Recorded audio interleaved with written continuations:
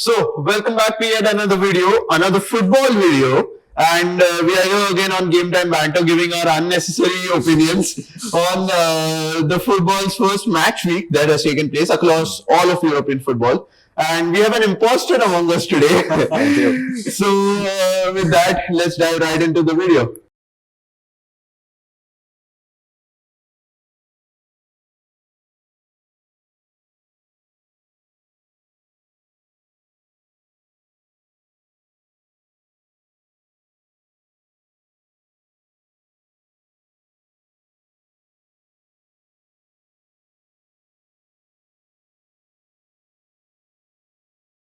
Okay, so getting straight into the video with our imposter. Finally, a Man United fan on this panel. I am very excited. I'm excited for this. You guys barely scraped past Fulham. 87th minute, your new signing Zerki had to score a debut goal to save you guys. Joshua Zirkzee, please. Whatever. He had to save your asses. No, not really. We had our chances, but then Zirkzee just did it at the end. Yeah, but then you guys, even if you did it at the end, you guys had to wait until the end for the new signing and all. So it's part of a plan, right? Rome wasn't built in a day, I can tell you that. Rome has been built since 2013. No, but yeah, I'm going to support him and kind of give him a little comfort. And पहली बार आया show में थोड़ी that 2v1 that Maguire pulled off. I was very impressed with Maguire's game this game especially. The fans are hoping that he probably will be giving some. You don't hear that often, that Maguire performed well. He's done well. It's a very rare thing to hear that Man United performed well. Maguire is another level to hear that Maguire performed well. So good for you guys, I guess. Yes. Yeah, I remember this guy texting me, top of the table. Now it's Brighton right now. Yeah, exactly. So talking about Brighton, for the last few seasons, they have made quite a few signings and stuff like that. Do you think that this season, random prediction, they'll be coming close? No, not really. I mean, mid-table, I guess. Along with Chelsea, obviously. Do Chelsea even make it to mid-table? That's difficult to see, especially after the first game. I saw, they have a very bad striker, Nicholas Jackson. I think they were put against the wall, kind of. Yeah. The first fixture against Man City. And let's come to beating Chelsea a little later. I'll talk to you about Brighton. So Brighton is not only about the signings. I feel ever since De Zerbi was appointed as coach, he brings a very fresh and dynamic approach. So from that perspective, I feel we can be positive about Brighton. And in the Premier League, you never know. One team just rises up the ranks anytime. That's the good thing about the Premier League, unlike the other leagues I've seen. You see, every team performs. That is there. Even the relegation bound teams are performing well just to fight and get out of there. That is there. You don't see that in League One, or La Liga, or the Dutch league. I'll get back to you about La Liga.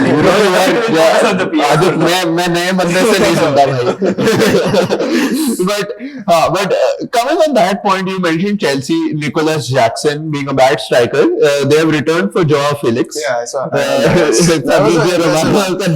for that, they gave Conor Gallagher to them. I think it's a very bad trade. Yeah. I can't lie. We discussed Gallagher going to Atletico in our transfer video. Yeah, and then the deal kind of fell flat, but now it's gone ahead. I think it's a very bad trade. Also, they're very unlucky for Ku. He didn't make Haaland tremble. That was that guy sang all the songs that he wants in that parade. Comes and gets humbled by Haaland. There was in fact a moment in the match where he was lying down on the ground with holding his ankle, and Haaland walks past him. Bro, I couldn't stop laughing at that. If you see it in the parade when he's singing that, Rodri is behind him and enjoying it with him. I mean, don't blame Rodri for enjoying it. He's won the Euro. At the end of the day, he's a Spanish player. He'll support his teammate. Yeah. But it's a morally grey area for Rodri. But I'm very sure Man City is going to be very surprised. They are winning games without Rodri being in there. So, he's usually the cheat code, but and again then without Rodri they're beating Chelsea. But Chelsea was just a bit unlucky. I see. If you see the Kovacic handball, I think it was a penalty in my opinion. But these small things just get away from Chelsea, and that's the what. Why are you advocating for them I'm so not much? advocating. I mean, we've been in that position multiple times, so I can just say it. he feels for them. Anyways, you spoke about Maguire. So coming to your defense, you were telling me off camera a lot about it. Yeah, I'm very optimistic. Optimistic. Guys, we'll come back to this at the end of the season. I'll be back. I can't lie. Even I am a little, I won't say optimistic, but I'm excited. Because when you have names like De Ligt and all coming in, bro, I'm a big fan of De Ligt. Yeah. Even when he was at Ajax, then coming in at Bayern. That team, yeah. Bro, that guy is crazy. And then again, Mazarawi. Yeah. That guy is again. He gave a great first impression. He didn't play. He didn't even play the Community Shield. He came in on the first day of the Premier League and gave such a great impression along with Maguire and Dalot. Like we don't have a left back. That is the thing. We don't have a consistent left back. Malacia and Shaw have always been injured throughout the season, and people like Casemiro have been playing left back for no reason. We've been moving them away from their positions. Now that we've got someone who can play there and like move around, that is what is like giving me a positive mindset. So Mazarawi is definitely a better trade-off for Van Bissaka. That's by far. my opinion was that. Van Bissaka was like a BTEC Spider-Man playing at right back. But Van Bissaka going to West Ham was a good move. I mean, for them. I mean, They make good signings. That is the. Yeah, West Ham also made good. They got Nicholas Fulkrug. Yeah. They've got Nicholas Fulkrug to help Mikel Antonio. Yeah, but I mean, both West Ham and Aston Villa, they both played against each other, but both of them are teams that have made signings that I'm very much looking forward to. They both are looking like very exciting teams in terms of the, I think they would be there for the fourth Champions League spot and the European spot. I think both of them. Maybe. That's interesting because there are a lot of teams this time who are competing for that fourth spot. I feel. Yeah. And it's probably teams that we know compete for the fourth spot always, but we don't keep them in contention. Even Leicester City with Jamie Vardy back. Oh, and that Jamie. cold celebration against Spurs where he's like, how many Premier Leagues do you?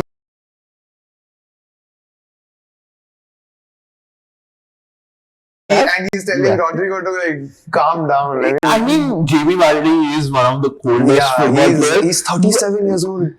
And each other Red Bull. And he scores in the next 10-20 minutes. I mean, who can do that? There was another chance for him also, like a one-on-one. Yeah. That if he had got it, I mean, it would Yeah, have been, didn't end the up stadium scoring would have that. gone mad. Yeah, the stadium would have gone mad. But I don't think Leicester are there for the fourth spot. Now, again, I could be proved wrong. They went on to win a title after all.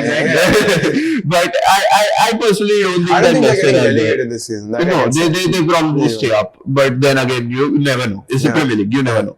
But yeah, we'll move away from the Premier League. We're talking about La Liga not giving all the teams an equal opportunity. I see you're finally wearing the correct jersey. Finally, the production has given me a chance that I deserve to wear. But seriously, bro, just like Salil said, PL has more competitive teams. I think La Liga mein the scenario is definitely changing. Madrid drawing to Mallorca. Let's focus on Barcelona. I want to focus on some of the comments he's made while we were on call for an edit for another video Ye kab bola? regarding Barcelona. What was your opinion on the first game? Bro, see, I'll be very honest, too early to judge. My opinion is very simple because, bro, you're playing with 3 17-year-olds in your squad. Mark Bernard. Is that a flex or is that a pity call? Is it a pity call or is it a No, flex? I tell you, see, it's a momentary flex. It's a momentary flex that we're saying, oh man, we have 3 17-year-olds, we're still winning matches. But for me, in the long term, it's concerning. Because you cannot sustain with this the entire season. Right. And by दुख पे दुख बढ़ते जा रहे हैं. Gundogan की news आ चुकी है यार. What the hell is happening? That news was crazy. Sign it. Still wanting to spend 60 million on Olmo. Still wanting to send us 70 million bids for Luis Diaz. Luis Diaz anyway said no now. But this is what if almost signing has to come in at the cost of Gundogan going. I don't want him. I advocated it very clearly. You guys advocated this last video also. Olmo को return कर दो भाई. Receipt किधर है इसका? पता है फिर भी थोड़ा बहुत optimism था अगर बंदा आ रहा है without us letting go of any big players like Gundogan यार. Come on, this is just. But you never know. Could Gundogan's decision, be not just related to Barcelona's financial decision, but more about him wanting one last hurrah at a team that he has had a lot of success at, because maybe it's one of his last seasons in football. He's already announced his international retirement. Football, yeah. So you never know. Maybe it's just him wanting to go back to Man City, because I don't think Pep would really use him as a full-time player at City. He's gotten much younger players now. Yeah, and that was the reason why he left City to get playing time. Maybe this is just him going back to Pep for one last, farewell season type but of. if you have to see that Pep not using, we can see that Julian Alvarez was a good transfer. Yeah, Julian Alvarez. We discussed this in the transfer video. Julian Alvarez is, I think, City having Haaland, they can afford to let him go, obviously. But Atletico benefited massively. I was just reading the news before the shoot. So, officially news has come out that Guardiola has already said yes to the Gundogan return. And why not? I mean, why wouldn't you have a player like... But, मेरा वही point है कि even if Gundogan was in the squad for Barca, वो probably first time नहीं खेलता, उतना start नहीं करता, starting 11 में नहीं होता. But having an asset like him is invaluable. But Barcelona have let go of another midfielder also. You guys had brought in Thiago Alcantara, who retired after leaving us, and you brought him in as a coaching staff member. He's left within a few months, so I don't know I seriously don't know what's happening with the board at Barcelona. Yeah. What's happening with Deco, what's happening with Laporta, because I just feel Laporta pulled off that, satisfying the public wala move with almost. But has he really satisfied the public? Because I believe they can't even register him yet. Speaking of satisfying the public, how come you all have not made any transfers till now? What do you think will make, like, with Klopp's boys, you think will do something like at this what Klopp's boys? Edwards, and you just came into office and sold off all of Klopp's boys. We have sold off like 5 or 6 academy players within like the last 2 weeks. Right. Yeah, but what I mean is we used to depend on them as backups. We have really thinned out the squad without making additions.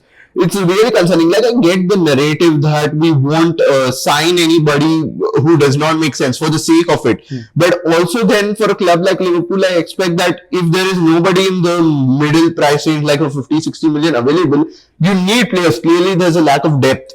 So then I expect that you should be ready to break the bank, put in an English transfer fee record, bid for Bruno Guimaraes or somebody like that and get a midfielder, because we clearly need a 6. We've been needing for 3 seasons now. There were so many. There was Bellingham. There was Bellingham's not an out-and-out 6. We got Szoboszlai as an alternative for him. But still, there was, we failed to get Lavia. We put in an English record fee bid for Caicedo and failed to get him.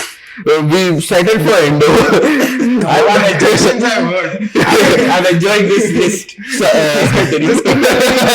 No, but I'm, it's painful to hear the rejections, but what I'm trying to see is like there has been a clear need for a 6, and the fact that it's for a goalkeeper now. It was he played against you guys, Giorgio Mamardashvili, the Georgian keeper for Valencia. So the idea is that he's going to be a successor to Alisson. So Alisson has probably communicated to the club that he's going to be gone in the next 2-3 seasons. Right. So the point is that we'll sign him and we'll then loan him out to another club for the next 1 or 2 seasons. And once Alisson leaves, he'll come to Liverpool as a number 1 keeper. But he'll play as a number 1 keeper everywhere.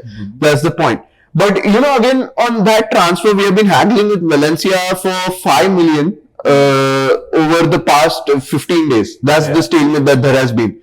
Like for the past 15 days, we have been stuck over a fee of 5 million. I did read reports in the morning that we were ready to now meet that and close the transfer.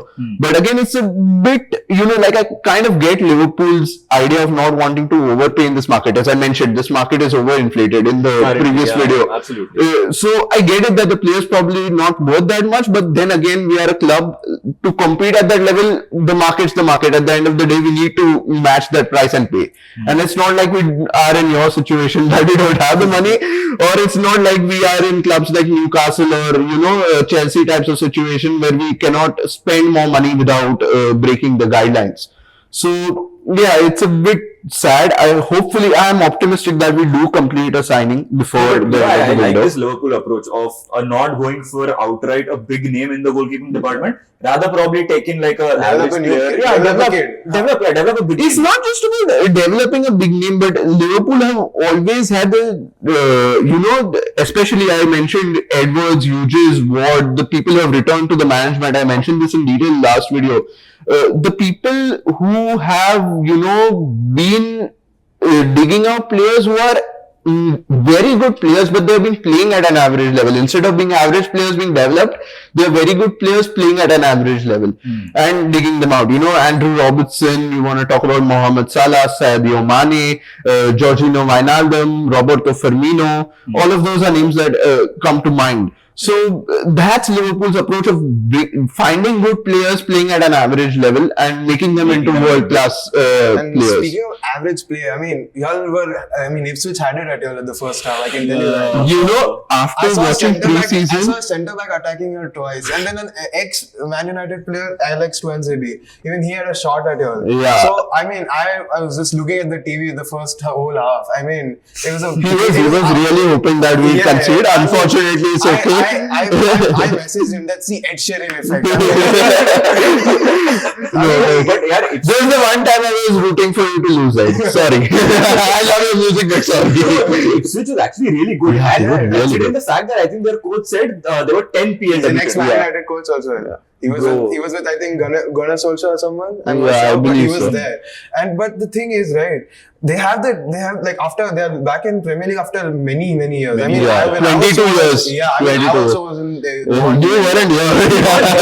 None of us So I was were. pretty excited to see them and the backing they have of their fans. I mean, that is what took them ahead. I mean, then in the second half, you're like scored against them, but then the full first half, I was The very first half, excited. I expected us to do throughout the match what we did in the second half. The first half, it was more of us being shaky, not settling in. Clearly, Slot shook the team up at halftime. Of course, I can see that. And I liked his brutal approach, in the sense that Slot wasn't, just Klopp has a way of, or rather had a way of being gentle with his players, which Slot has that, but he also has a brutal approach. He didn't hesitate to take Kwanzaa off. Yeah. Like he said, we need to win tackles to have possession or whatever. Yeah.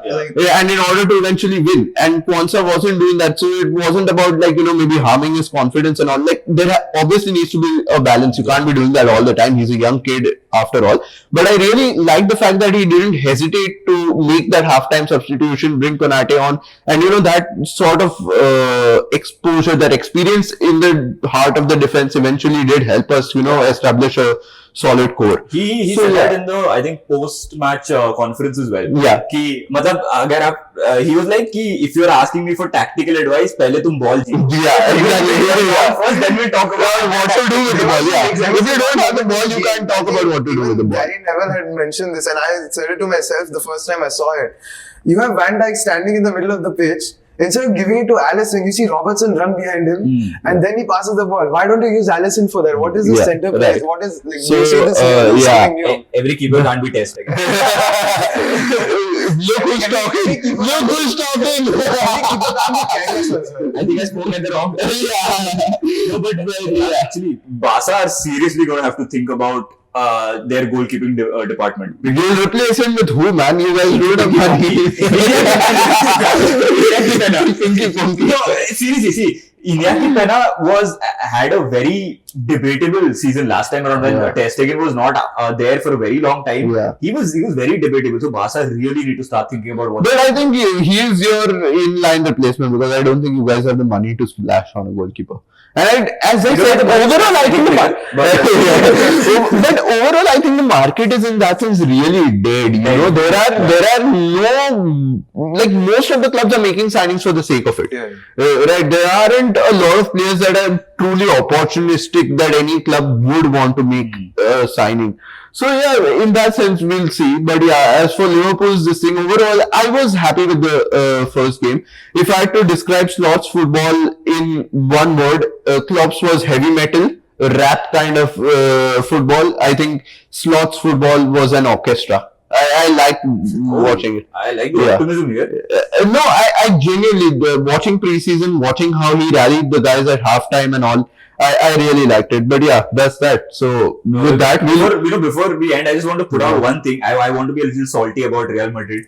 because I was coming to that. Because why not? If I'm a Barca fan, why can I not be salty about Madrid? Bro, getting a draw against Mallorca with that famous front line that they've been harping about. Yeah. What, I mean, they can. Kylian They have the Mbappe- right to harp about it. Why not? Kylian You have a Mbappe, World Cup winner against them, and that World Cup winner couldn't do anything. Yeah, but Sorry, wait. time, right? Kylian Mbappe is You can't expect Mbappe to start scoring immediately, right? It's not everyone's Haaland.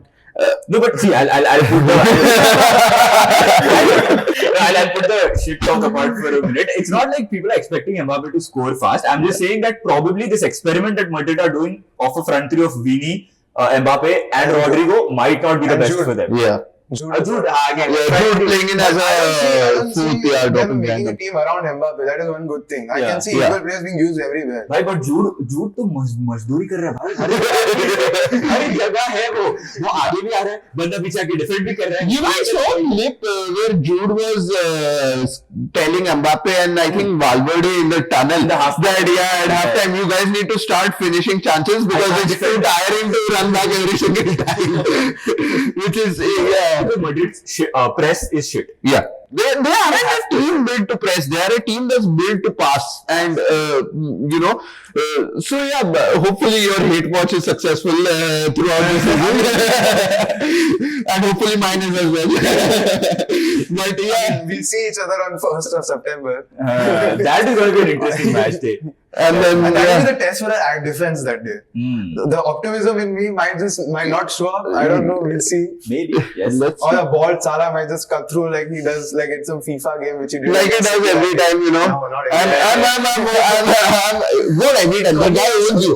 That guy owns you, man. Hey, come on. He scored every time I against think you. I think you need Salah to do that when he has curly hair and full sleeve, which is not good He'll happening. do that with the half sleeves and a bald cut. 7 mil. We cut off everything. We cut off the hair and the sleeves. But yeah, so with that we'll see. Anyways, we'll see you guys next time. Hope you guys enjoyed the episode, and that's it for us on Game Time Banter. Thank you.